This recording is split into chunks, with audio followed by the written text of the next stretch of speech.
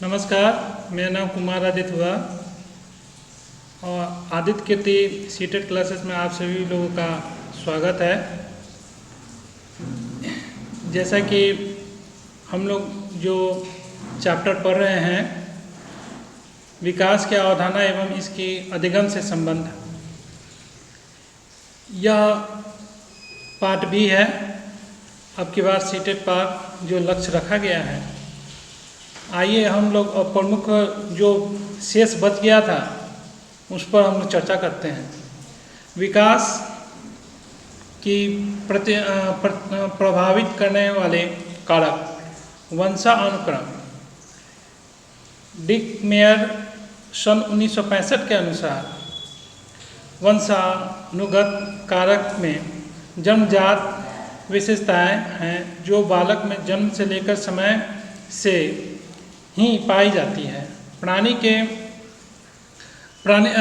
के विकास में वंशानुगत शक्तियाँ प्रधान तत्व होने के कारण प्राणी के मौलिक स्वभाव और उनके जीवन चक्र की गति को नियंत्रित करती है। प्राणी के रंग, रूप, लंबाई, अन्य शारीरिक विशेषताएं, बुद्धि, तर्क, स्मृति तथा अन्य मानसिक योग्यताओं का निर्धारण वंशानुक्रम द्वारा ही होता है। आइए हम दूसरे बिंदु पर हम लोग चर्चा कर रहे हैं। माता के रज तथा पिता के वीर्य कणों में बालक का वंशानुक्रम निहित होता है। गर्भधारण के समय जिन भिन्न प्रकार के संयुक्त होते हैं, ये जीन ही वंशानुक्रम के वाहक हैं। अतः एक ही माता पिता के संतान में भिन्नता दिखाई देती है। यह भिन्नता का नियम लॉ ऑफ वेरिएशन कहलाता है।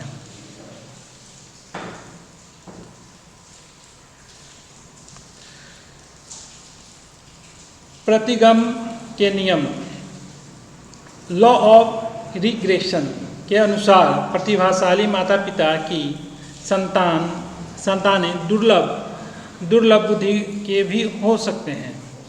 आइए हम दूसरे बिंदु पर चर्चा करते हैं। वातावरण में वे सभी बाह्य शक्तियाँ, प्रभावित परिस्थितियाँ आदि सम्मिलित हैं जो प्राणी के व्यवहार, शारीरिक, मानसिक विकास को प्रभावित करती हैं। अन्य क्षेत्र के वातावरण की अपेक्षा के घर वातावरण उसके विकास को सर्वाधिक महत्वपूर्ण ढंग से प्रभावित करती हैं। आइए हम तीसरे बिंदु पर हम चर्चा करते हैं जो आहार से है। माँ का आहार गर्भकालीन अवस्था से लेकर जन्म के उपरांत तक शिशु के विषय को प्रभावित करता है। आहार की मात्रा की अपेक्षा आहार में विद्यमान तत्व बालक के विकास को अधिक महत्वपूर्ण ढंग से प्रभावित करता है। आइए हम चौथे बिंदु रोग के बारे में हम लोग चर्चा करते हैं। शारीरिक बीमारियां भी बालक के शारीरिक और मानसिक विकास को महत्वपूर्ण ढंग से प्रभावित करती हैं। बालावस्था में यदि कोई बालक अधिक दिनों तक बीमार रहता है तो उसका शारीरिक और मानसिक विकास अवरुद्ध हो जाता है। यहाँ अवरुद्ध होने का जो है वह रुक जाता है। इस शब्द को समझिए, अवरुद्ध होने का जो तात्पर्य है वो रुकना होता है। अंतःस्रावित ग्रंथियाँ, बालक के अंदर पाई जाने वाली ग्रंथियों से जो स्राव निकलते हैं वे बालक के शारीरिक और मानसिक विकास तथा व्यवहार को महत्वपूर्ण ढंग से प्रभावित करते हैं। पाइथाइराइड्स ग्रंथि से जो स्राव निकलता है उस पर हड्डी तथा दांतों का विकास भी निर्भर करता है। बालक के संवेदनात्मक व्यवहार और शांति को भी इस ग्रंथि का स्राव प्रभावित करता है। बालक की लंबाई का संबंध थायराइड्स ग्रंथि के स्राव से होता है। पुरुष तत्व के लक्षणों जैसे दाढ़ी, मूछ और पुरुष के जैसे आवाज़ें तथा स्त्रीत्व के लक्षणों का विकास जनन ग्रंथि पर निर्भर करता है। आइए अब हम लोग छठी बिंदु बुद्धि पर हम लोग चर्चा करते हैं। बालक का बुद्धि भी एक महत्वपूर्ण कारक है जो बालक के शारीरिक मानसिक विकास को प्रत्यक्ष या अप्रत्यक्ष रूप से प्रभावित करता है। तीव्र बुद्धि वाले बालकों का विकास मंद बुद्धि वाले बालकों की अपेक्षा तीव्र गति से होता है। दुर्लभ बुद्धि वाले बालकों में बुद्धि का विकास तीव्र बुद्धि वाले बालकों की अपेक्षा मंद गति से होता है तथा विभिन्न विकास प्रतिमान अपेक्षाकृत अधिक आयु स्तरों पर पूर्ण होते हैं। आइए अब हम लोग 7वें बिंदु यौन पर चर्चा करते हैं। यौन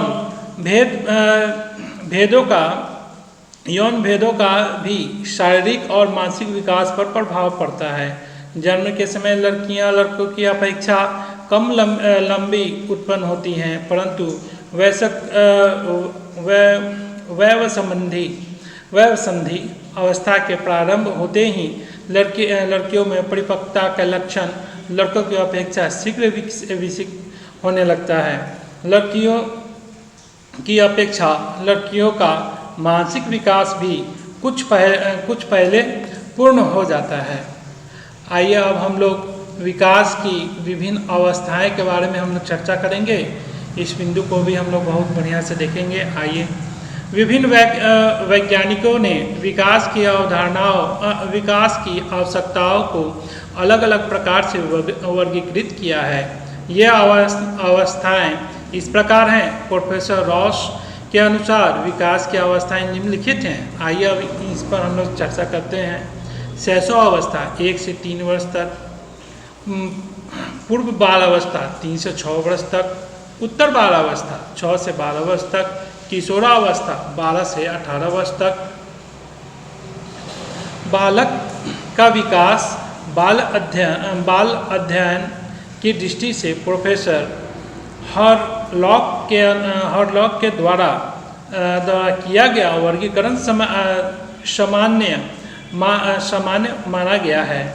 इनके अनुसार विकास की अवस्थाएं निम्नलिखित हैं, जैसे गर्भावस्था गर्भधारण से जन्म तक, शैशवावस्था जन्म से 2 सप्ताह तक, बचपना अवस्था तीसरे सप्ताह से 2 वर्ष तक, पूर्व बालावस्था 3 वर्ष से 6 वर्ष तक, उत्तर बालावस्था 7वें वर्ष से 12वें वर्ष तक, वह संधि 12 वर्ष से 14 वर्ष तक, पूर्व किशोरावस्था 13 से 17 वर्ष तक, उत्तर किशोरावस्था 18 से 21 वर्ष तक, प्रौढ़ावस्था 21 से 40 वर्ष तक, मध्यावस्था 41 से 60 वर्ष तक, वृद्धावस्था 60 से 60 के बाद। इस प्रकार वैज्ञानिक ने विकास के विभिन्न अवस्थाओं में विभक्त किया है एवं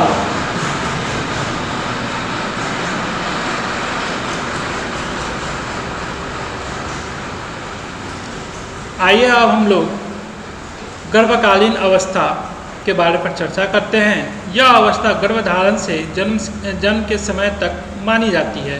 इस अवस्था की प्रमुख विशेषताएं निम्नलिखित हैं।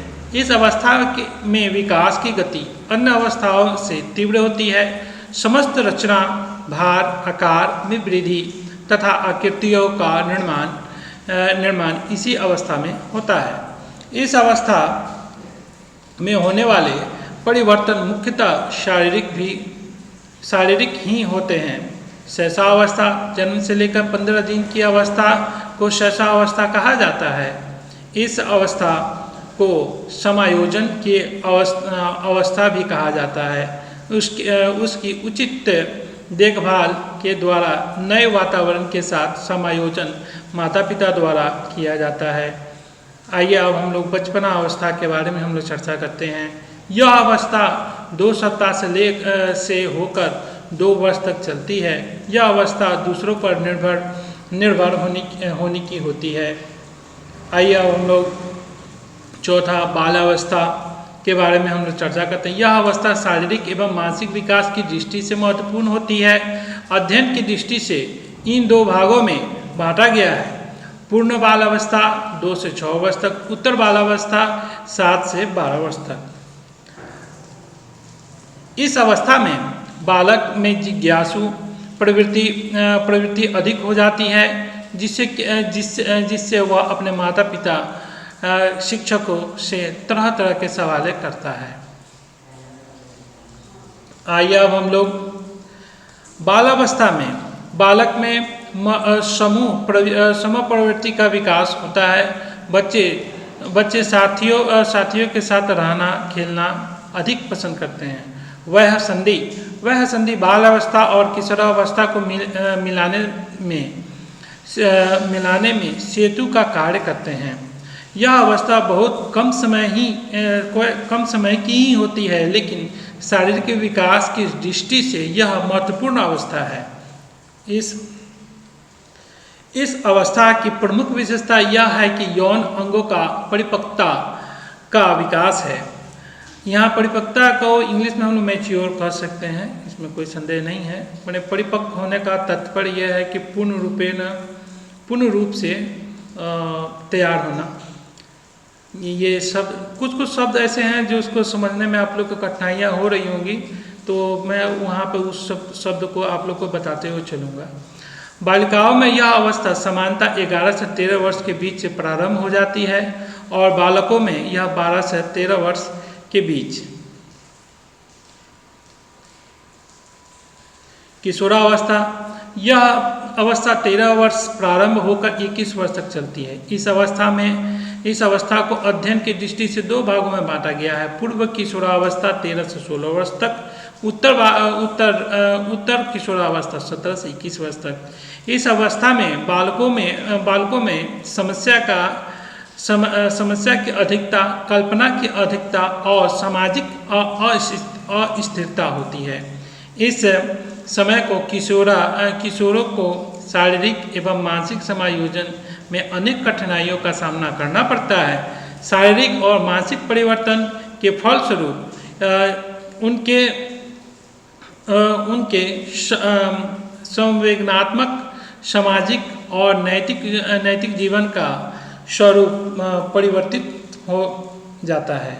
प्रौढ़ावस्था किशोरावस्था के पश्चात 21 से 40 वर्ष की अवस्था प्रौढ़ावस्था कहलाती है। इस अवस्था में व्यक्ति अपने जीवन के लक्ष्य को पाने की कोशिश करता है।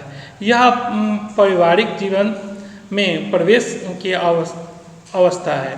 मध्य अवस्था 41 से 60 वर्ष की आयु को मध्य अवस्था कहते हैं। इस अवस्था में प्राणी के अपने अंदर शारीरिक एवं मानसिक परिवर्तन होते हैं। इस समय व्यक्ति सुख शांति एवं प्रतिष्ठा से जीने की कामना करता है। सामाजिक संबंधों के प्रति भी मनोवृत्तियाँ दृढ़ हो जाती हैं। वृद्धावस्था जीवन का अंतिम अवस्था वृद्धावस्था है, जो 60 वर्ष से प्रारंभ होकर जीवन के अंत समय तक मानी जाती है। यह अवस्था ह्रास की अवस्था होती है। इस अवस्था में शारीरिक मानसिक क्षमता का ह्रास होने लगता है, स्मरण शक्ति कम होने लगती है। आइए अब हम लोग अधिगम के बारे में हम लोग चर्चा करते हैं। अधिगम का अर्थ होता है सीखना। अधिगम एक प्रक्रिया है जो जीवन पर्यंत चलती रहती है एवं जिसके द्वारा हम कुछ ज्ञान अर्जित करते हैं या जिसके द्वारा हम व्यवहार में परिवर्तन होता है। जन्म के तुरंत बाद ही बालक सीखना प्रारंभ कर देते हैं। अधिगम व्यक्ति के सर्वांगीण विकास में सहायक होता है। इसके द्वारा जीवन के लक्ष्य को प्राप्त करने में सहायता मिलती है। अधिगम के बाद व्यक्ति स्वयं और दुनिया को समझने के योग्य हो पाता है। कुछ विद्वानों ने इसके बारे में अधिगम के बारे में कहा है, जैसे गेट्स के अनुसार अनुभव द्वारा व्यवहार में रूपांतरण लाना ही अधिगम है। E.L. पिल के अनुसार अधिगम व्यक्ति के एक परिवर्तक है जो वातावरण के परिवर्तनों के अनुसरण में होता है। क्रो एवं क्रो के अनुसार सीखने का आदत ज्ञान का अभिवृत्तियाँ या अर्जन। इसके इनमें कार्यों को करने की नींव तरीके सम्मिलित हैं और इसकी शुरुआत व्यक्ति द्वारा किसी भी बाधा को दूर करने अथवा नवीन परिस्थितियों में अपने समायोजन को लेकर होती है। इसके माध्यम से व्यवहार में उत्तरोत्तर परिवर्तन होता रहता है। यह व्यक्ति को अपने अभिप्राय अथवा लक्ष्य को पाने में समर्थ बनाती है। आइए अब हम लोग विकास का अधिगम से संबंध के बारे में हम लोग चर्चा करते हैं। विकास के विभिन्न पहलुओं का आपस में घनिष्ठ संबंध है एवं ये सभी अधिगम को प्रभावित करते हैं। शारीरिक विकास विशेषकर छोटे बच्चों में मानसिक व संज्ञानात्मक विकास में मददगार है। सभी बच्चों की खेल की गतिविधियां सहभागिता उनके शारीरिक सामाजिक विकास के लिए आवश्यक है। मानसिक और भाषाई विकास सामाजिक विकास एवं अधिगम को प्रत्यक्ष रूप से प्रभावित करते हैं।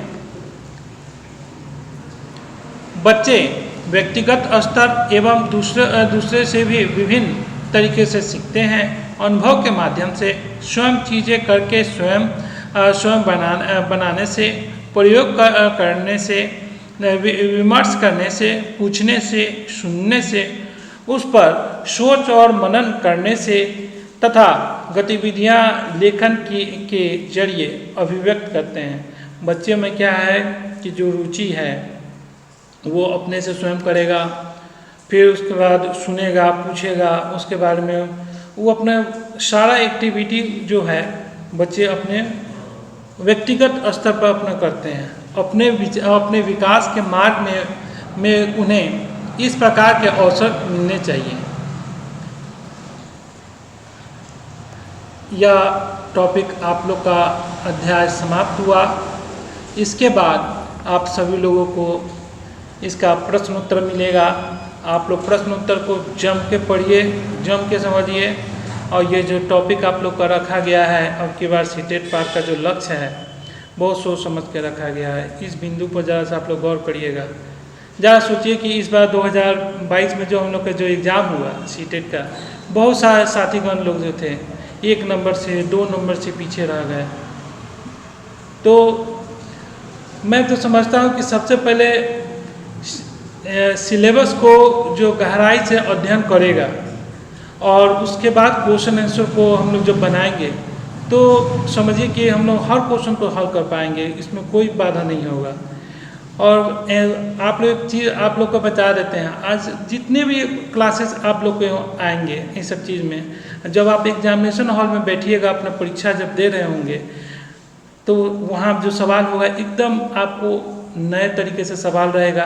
आप लोग को एक ही चीज़ करना है, शब्दों को पकड़ना है। शब्द को पकड़िएगा तब आपको आपका आंसर देने में एकदम सटीकता आप वहाँ पर अपनाइएगा। इस सब पर हम लोग गहन बिंदु पर हम आप लोग विचार विमर्श करेंगे। मेरे जितने भी साथीगण हैं, छात्रगण हैं, आप लोग से अनुरोध है कि इस चैनल को सब्सक्राइब करिए और जम के भाग लीजिए अब की बार सीटेट पर। नमस्कार।